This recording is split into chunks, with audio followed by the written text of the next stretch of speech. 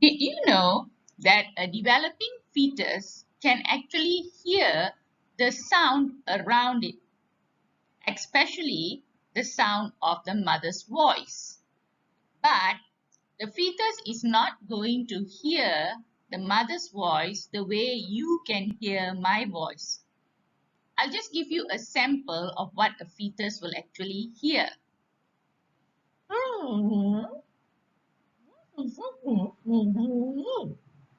Could you hear a word I said? You're not a fetus, so you couldn't hear, because for a fetus, the sound does not travel by air. Instead, the sound travels by the liquid of the mother's body and her tissues. That's just some information for you. Today's discussion will actually be about the fetal development. So let's look at the syllabus. Today we are going to learn to explain the roles of the placenta, the chorion, the amniotic fluid and allantois in fetal development. So when I teach you today, I'm going to start with fetal development and then I will explain the roles of each individual part. So let's have a look at the fetus.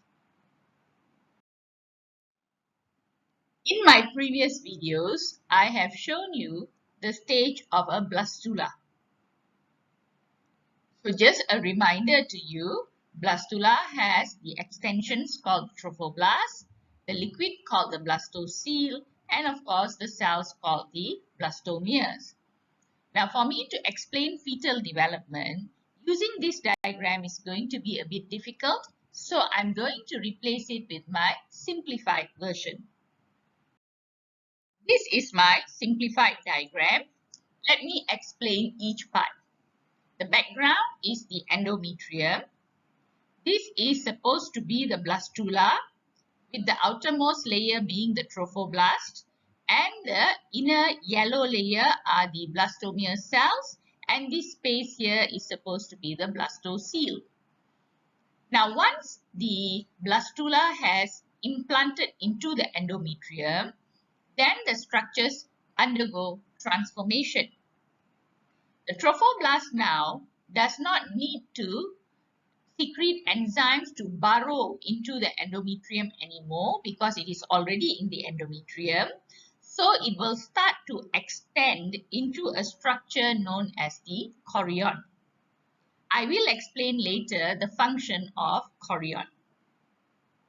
Meanwhile, the blastomere cells that are inside here will be called the inner cell mass. It is the inner cell mass that is going to develop into the fetus. To do that, the inner cell mass will have to divide into two groups of cells. One group on the inside is known as the hypoblast, and the other group of cells that is facing the blastocele is called the epiblast. Now the next step is the epiblast will begin to divide and move outwards. As it moves outwards, it will take over the space of the blastocele. So there is going to be no more blastocele. The epiblast now will form a new layer known as the amnion. And the amnion will begin to secrete the fluid called the amniotic fluid. The layer that is facing the amniotic fluid now will become the ectoderm layer. And from this layer, the ectoderm will continue to form the endoderm and the mesoderm. So we have stages of gastrulation occurring here. The gastrulation that I've taught you in my previous video was referring to the gastrulation in frogs. This gastrulation here is related to human. So it is these three layers that will further develop organogenesis, becoming an embryo and eventually a fetus. But the story doesn't stop here yet because we need to know what happens to the hypoblast. The hypoblast will rearrange itself so that it also has a fluid-filled space. The fluid-filled space is called the yolk sac, and the hypoblast now will be called the allantois. Although it is spelled allantois, it seems that the correct pronunciation is allantois. Okay, so this is the structure of the fetal development when in the placenta. The endoderm, mesoderm, ectoderm layer will start to bend to form a human-like structure. I'll show you. Once gastrulation and organogenesis is complete, then in the second trimester, the placenta will form. The placenta is actually made up of three types of tissues. The first is the endometrium of the mother. The second layer is the chorion, which was originally the trophoblast. And the third layer is the amnion, which was originally the epiblast, which divided into amnion and ectoderm.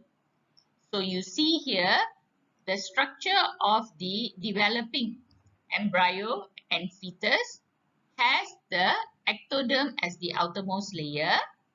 Then we have the mesoderm producing the internal organs and the endoderm producing the digestive system. But you see the endoderm also extends out to connect to the placenta. Along with it, you see this blue line was originally the hypoblast, which then changed its structure to become the allantois and the yolk sac. So this structure is known as the umbilical cord, which contains not only parts of the endoderm tissue, but also the allantois and the yolk sac. So once a placenta is completely formed, the umbilical cord also has developed, then what was originally an embryo will now be called a fetus. So in exam questions, they can ask you about the developing structures of the fetus, that means the organogenesis part, or they can ask you about extra-embryonic tissues. So extra-embryonic tissues are tissues that are extra. That means they are not connected to the embryo or the fetus. So the extra-embryonic tissues will have to be the chorion, the amnion, the allantois, and the yolk sac. So let's go on to these four extra-embryonic tissues to find out what are their functions. Let's start off with the first extra-embryonic membrane, that is the chorion. We know the function of chorion is to form the placenta. But other than that, the chorion also forms chorionic villi. These are very small projections from the chorion layer. And the function of the chorionic villi is naturally to increase surface area, because this is the place where diffusion will occur between the contents of the mother's blood and the fetus blood. So the more chorionic villi present, the larger the surface area, so that the higher the rate of gas and nutrient exchange. So that is the role of chorion. Later, I will explain the role of the placenta. We move on next to amnion. The role of the amnion is also to construct the placenta, but you see amnion will secrete the amniotic fluid. And this amniotic fluid is very important for the development of the fetus. We can categorize its function to four, that is, for physical protection, temperature regulation, hydration, and to protect the fetus from infection. Let's see how each one of these functions are carried out. Looking at the cartoon here, you can see they're having so much fun jumping into the pillows. Try jumping without the pillows. Surely they'll get hurt. The pillows are cushioning their fall. So just like that, the amniotic fluid is also giving physical protection to the fetus. It works like a cushion by absorbing the shock caused by the mother's activities. So although the mother may be moving around, the fetus will be very comfortable floating in the amniotic fluid. The amniotic fluid also, you see, helps to regulate temperature. So you can see how comfortable this baby is, so warm and cozy with this fur. Likewise, the fetus inside the mother is surrounded by this amniotic fluid that insulates the fetus from the temperature outside. So, the fetus is able to live in an environment where the temperature is maintained. Now here you can see the liquid that the fetus is floating in. The liquid we call the amniotic fluid. Now of course, since it is made up of water, it lubricates the skin of the fetus and prevents the fetus from becoming dehydrated. We also find that the amniotic fluid can help to reduce the risk of infection. It does this by having antibodies that provide the fetus with passive natural immunity. So, even if bacteria were to come, the antibodies will be able to destroy the bacteria and maintain the health of the fetus. So you can see the amniotic fluid is very functional for the health of the fetus. We move next to the role of allantois. Allantois, you can see, is necessary to form the umbilical cord. But other than that, the allantois also helps to remove nitrogenous waste from the fetal bladder into the yolk sac. So the yolk sac is these yellow tissues here. So whatever is from the bladder of the fetus, since the fetus cannot excrete on its own, the allantois will help transport and store it in the yolk sac. So finally, we look at the yolk sac's role. At the function of the yolk sac. This is the yolk sac. All these yellow lines you can see in here. It is also part of the umbilical cord. Now the yolk sac's original or initial function in the human fetus is to provide blood supply until the circulatory system is better developed. Then it helps to store the nitrogenous waste that the allantois is transporting or removing from the fetus. But eventually, the yolk sac will be absorbed into the stomach of the fetus. So it disappears in the end. Now the yolk sac in different animals have different function. Like in chicken, the yolk sac actually provides nutrient for the developing embryo of the chicken. So now you know the function of each extra-embryonic membrane. Next, I'm going to explain the functions of the placenta. So this will include the endometrium, chorion and allantois together. What you see before you is the placenta. This white rope-like structure is the umbilical cord, where I mentioned in here you will have tissues of the endoderm, you will have the allantois, you will have the yolk sac. Then you can see these are all the blood vessels that the progesterone would have developed by vascularization of the endometrium. And you can see it is very rich in blood, rich in nutrients. Now the placenta has four major roles. First, as a nutrient supply to the developing fetus. Second, as an excretory organ for the fetus. Third, gives the fetus protection. And fourth, what we learned before, the placenta functions as an endocrine organ. Let's go into detail now. Let me use another simplified diagram to explain the four roles of placenta. First, let's identify parts of my diagram. The red is the endometrium, the pink is the chorion, and the green is the amnion. Remember, the three of these together makes the placenta.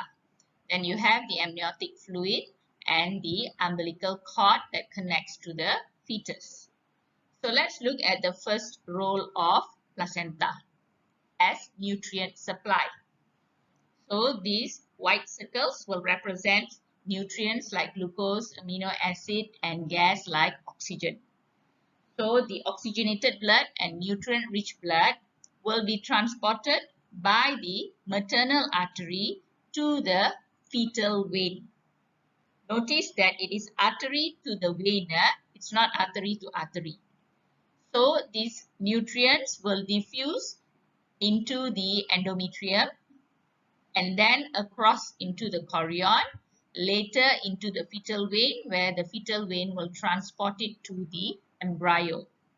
Notice that the blood is not supplied directly. The placenta works as a border between the mother's blood and the fetal blood. We look now at the second role. The second role is as an excretory organ. So you find that there are waste materials produced by the fetus like carbon dioxide and nitrogenous waste products. They will be transported by the fetal artery to the maternal vein. So these molecules will diffuse, first be transported, then diffuse into the placenta. Then from the placenta will diffuse into the maternal vein and then transported to the mother's kidney for excretion. So that is its role as an excretory organ.